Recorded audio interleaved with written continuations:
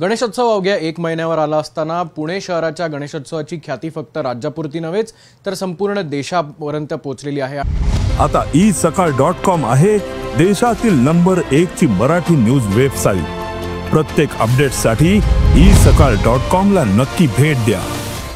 आणि येणारा गणेशोत्सव जो आहे तो 24 तास खुला राहावा भाविकांसाठी अशी मागणी घेत आता कसब्याचे आमदार हेमंत रासने यांनी पाठपुरावा करायला सुरुवात केली आहे। काय नेमकी मागणी आहे? 24 तास खुला राहावा याची व्याख्या काय? सर्वात प्रथम विधान भवनात मला यावर्षी जाण्याची संधी मिळाली आणि गेले 35-40 वर्ष गणेश मंडळाचा एक कार्यकर्ता म्हणून मी तिथे गेल्यानंतर 1893 सालापासून चालू झालेला हा गणेशोत्सव लोकमान्यांनी स्वातंत्र्याच्या करता समाज संघटित व्हावा आणि अशी चळवळ एक सार्वजनिक असावी ह्याकरता चालू केलेला उत्सव त्या स्वातंत्र्य मिळाल्यानंतरसुद्धा अतिशय चांगल्या पद्धतीने विधायक रचना करून तो संपूर्ण देशात विदेशात हा पुण्यात चालू आलेला उत्सव पहिल्यांदा राज्यभर झाला, राज्यातनं देशात गेला आणि आज 175 देशामध्ये हा उत्सव सार्वजनिकरित्या साजरा केला जातो। आणि असा हा उत्सव हा राज्य उत्सव म्हणून असावा ही सर्वात पहिल्यांदी मागणी मी औचित्याच्या मुद्द्याद्वारे विधानसभेत केली आणि त्याला ह्या सरकारने त्वरित मान्यता दिली। आपल्या माध्यमातून मी या राज्याचे मुख्यमंत्री देवेंद्रजी फडणवीस साहेब आणि सांस्कृतिक मंत्री आशिषजी शेलार यांचं मी मनापासून सर्व गणेश मंडळांच्या कार्यकर्त्यांच्या वतीने अभिनंदन करतो। आज जो 24 तासाचा उत्सव आपण म्हणतोय, आज गेली 30-30, 35-35, 40-40 वर्ष आपण हा उत्सव बघत असताना आपण जर बघितलं तर 20-25 वर्षापूर्वी तो पूर्ण रात्रभर हा उत्सव चालू असायचा। संपूर्ण राज्यातून देशातून जेव्हा ते भाविक यायचे, पर्यटक यायचे, त्यांना रात्रभर या उत्सवाचा आनंद घेता यायचा। आज काही निर्बंध 10चे असतील, 12चे असतील हे आल्यामुळे त्या ठिकाणी बाकीच्या अडचणींमुळे हा उत्सव 12 नंतर साधारणतः सर्व बंद करायला सुरुवात केली तर तो त्या ठिकाणी थोडासा थांबल्यासारखा होतो, गर्दी पांगती आणि उत्सवातला जो आनंद आहे तो आनंद मिळत नाही। तर त्याकरता आज जर आपण बघितलं तर साधारणतः उत्सव बघायला येणाऱ्यांची संध्याकाळी ही खूप मोठ्या प्रमाणात संख्या असते। संपूर्ण कुटुंबाला घेऊन यावेळेस या उत्सवात जेव्हा उत्सव बघायला सुरुवात करतात, आज पुण्यात बघितलं तर 350-4 हजार गणेश मंडळं या ठिकाणी काम करत असतात।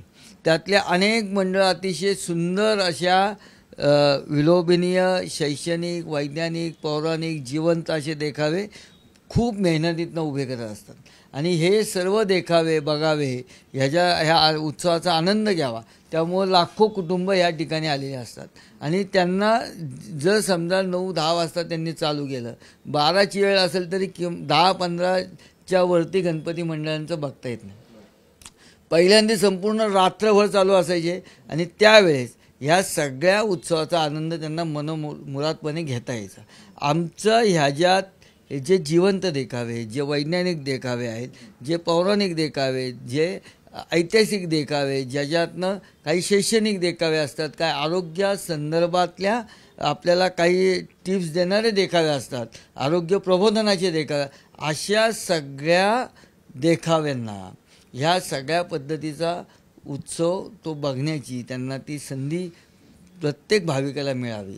त्याला त्या रात्रभर त्याचा आनंद घ्यायचा असतो।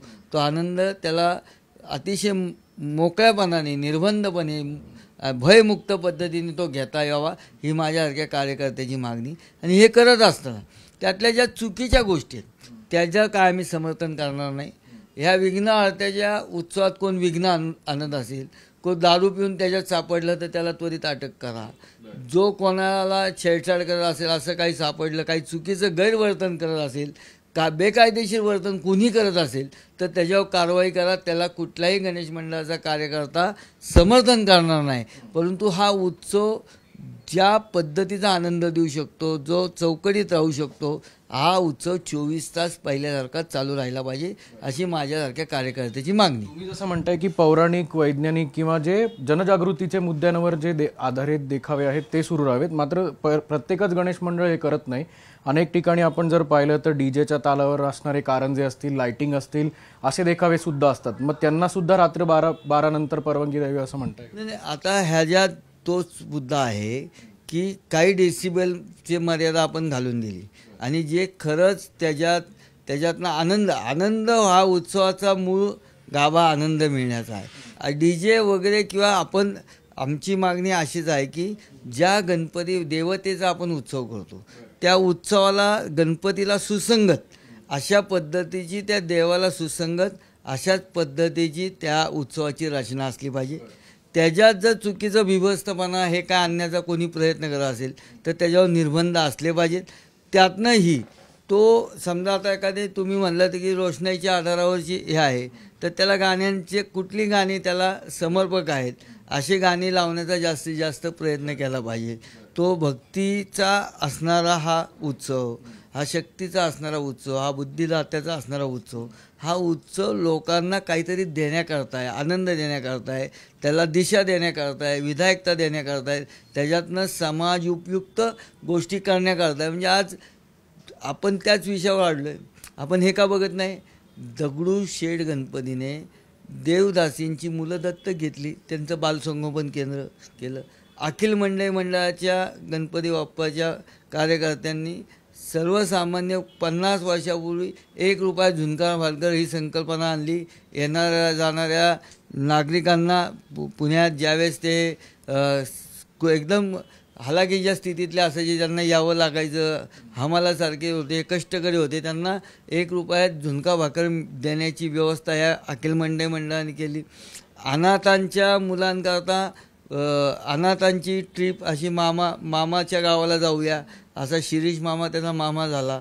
पियुषासारखा कार्यकर्ता सर्व मंडळांना बरोबर घेऊन त्यांना विधायकतेकडे नेतो. आज उदय जगतापसारखा कार्यकर्ता नक्षलवाद्यांमध्ये जाऊन काम करतो आहे.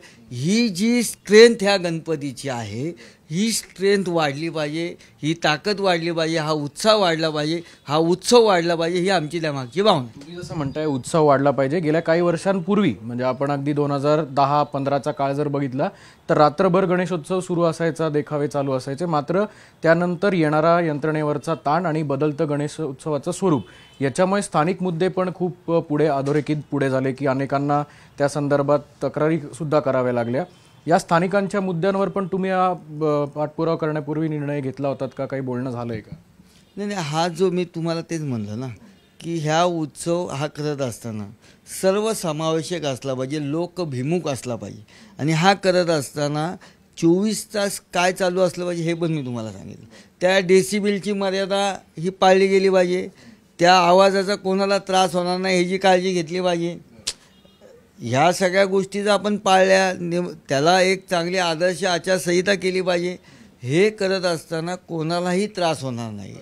आपल्याला त्याच्या नियमावली काटेकोर पाळली गेली पाहिजे, पण उत्सव त्या नियमांच्या आणि कायद्याच्या बडग्याखाली उत्सव मारण्याचं काम जे झालेलं आहे ते उत्सव मारण्याचं काम न होता उत्सवाला आनंद मिळून ह्या सगळ्या गोष्टींचा बॅलन्स करून, आणि ते शक्य आहे. मी तुम्हाला सांगितलं की आता तुम्हीच तो मुद्दा उपस्थित केला की बाबा जिथं स्पीकर्सवर अवलंबून असणारे हे आहेत तर त्याला थोडंसं टर्नआउट करता येतं का? त्याच्यातनं लोकांना त्रास होणार नाही ह्या आवाजाची मर्यादा आपण पाहू शकतो का?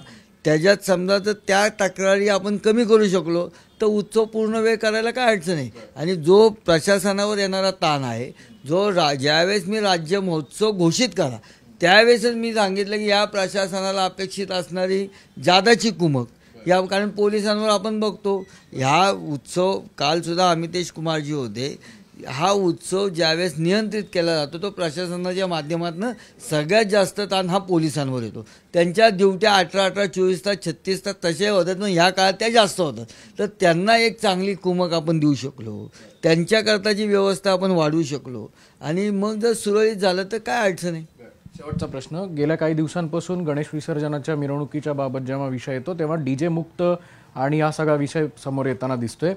तुम्ही या गोष्टीकडे कसं बघताय एक स्थानिक आमदार म्हणून, आणि तसंच एक कार्यकर्ता? तुमची सुरुवात सुद्धा गणेश मंडळापासूनच झालेली आहे. पुण्याच्या शहराच्या गणेशोत्सवाच्या विसर्जन मिरवणुकीला एक वैभवशाली इतिहास आहे आणि आता डीजे मुक्त जर हा सगळा विषय सुरू असेल तर डीजे मुक्त व्हावा ही मिरवणूक असं वाटतंय का कुठेतरी पुन्हा त्याला इंटू ब्रॅकेटमध्ये मर्यादा येणं? नाही, आता पुन्हा एकदा मी तुम्हाला सांगतो, कालच ज्या मंडळाचा मी कार्यकर्ता आहे आम्ही 42 वर्ष झालं राष्ट्रीय गणेशोत्सव स्पर्धा पुणे शहर आणि पिंपरी चिंचवड शहरात आम्ही घेतो. त्याच्यात आम्ही आदर्श जी आचारसंहिता दिली त्याच्यात आम्ही त्यावेळेसपासून सांगतो की आमच्या ह्या ट्रस्टचे जे संस्थापक अध्यक्ष होते ते त्यांच्या ह्याच्यात कायम सांगायचे की हा उत्सव हा आपल्या देवतेचा उत्सव आहे, त्याच्यातलं पावित्र्य आपण राखलं पाहिजे. रोंबा सोंबा त्यावेळेसच्या त्यांच्या शब्दरचनेत रोंबा सोंबा लावून ह्या उत्सवाला आपण ह्याच्यातलं जे विडंबन आपण करतो आहे, ह्या उत्सवाला आपण वेगळं वळण देतो आहे ते देऊ नये ही आम्ही त्यावेळेस 40 वर्षापासून आम्ही मागणी करतो आहे. आमची आज नाही आहे आणि आम्ही गेले 40 वर्ष जेव्हा प्रयत्न करतो आहे तेव्हा त्याच्यातल्या बऱ्याच जणांनी त्या पद्धतीने टर्नआउट झालेले आहेत. कालसुद्धा आमच्या ह्या सगळ्या स्पर्धेत 194 जणांनी सहभाग घेतला. त्या 194 ह्याच्यात स्पीकर्स वगैरे लावणाऱ्यांची संख्या अत्यल्प आहे. त्यामुळं हा प्रयत्न आमचा सातत्याने गेले अनेक वर्ष चालू आहे. हा एक विषय सोडला की विसर्जन मिरवणुकीची लांबी आणि त्याच्याकरता 2 वर्षापूर्वी आम्ही आदर्श निर्णय घेतला. खूप उशीर होत होता आणि कालसुद्धा मी म्हणलं की काल अण्णा थोरातांनी चंद्रग्रहणाचा यावेळेसचा उल्लेख केला. मी त्यांना सांगितलं अण्णा चंद्रग्रहण ह्या वर्षी आहे परंतु दरवर्षी ज्यावेळेस आपण अनंत चतुर्दशी क्रॉस करतो तेव्हा पितृपंधरवड्यात जातो, तर त्यामुळं आपण अनंत चतुर्दशीलाच विसर्जन करावं हा आमचा आग्रह होता आणि तो आग्रह सगळ्यांना मिळून होत नाही म्हणल्यानंतर आम्ही निर्णय घेतला. आम्ही ती दुपारी 4ची वेळ अशी निवडली की सकाळचे मानाचे गणपती आणि संध्याकाळी विद्युत रोषणाईचे गणपती चालू होण्याच्या मधली जी गॅप आहे की ज्याच्यात आपण गेल्यानंतर कोणालाही अडचण होणार नाही अशी दुपारची 4ची वेळ मागच्या 2 वर्ष निवडून आम्ही त्या पद्धतीचं विसर्जन करतो आहे.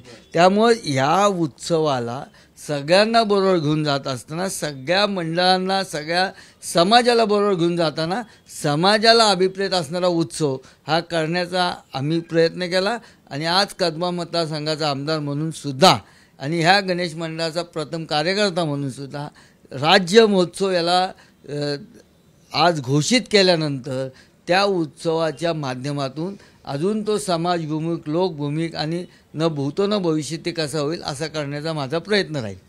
आपण बघू शकतो की गणेशोत्सवाला राज्य महोत्सव म्हणून जे ओळख मिळालेली आहे आणि येणाऱ्या काळात हा गणेशोत्सव भाविकांसाठी 24 तास खुला असावा. उन्माद नको पण उत्साह हवा आहे, पण त्याला सुद्धा कुठेतरी निर्बंध यावेत आणि त्यातली त्यात समाजविमुख सगळा हा गणेशोत्सव जो आहे तो पार पडावा अशी खरं तर मागणी आणि पाठपुरावा कसब्याचे आमदार हेमंत रासने यांनी केला आहे. कॅमेरामन आदर्श कटकेसह अक्षय बडवे, साम टीव्ही न्यूज, पुणे. देश विदेशातील प्रत्येक घडामोडींचे लाईव्ह अपडेट मिळवण्यासाठी आता साम टीव्हीच्या सर्व सोशल मीडिया प्लॅटफॉर्मला लाईक, फॉलो आणि सबस्क्राईब करा. तसंच सर्व नोटिफिकेशन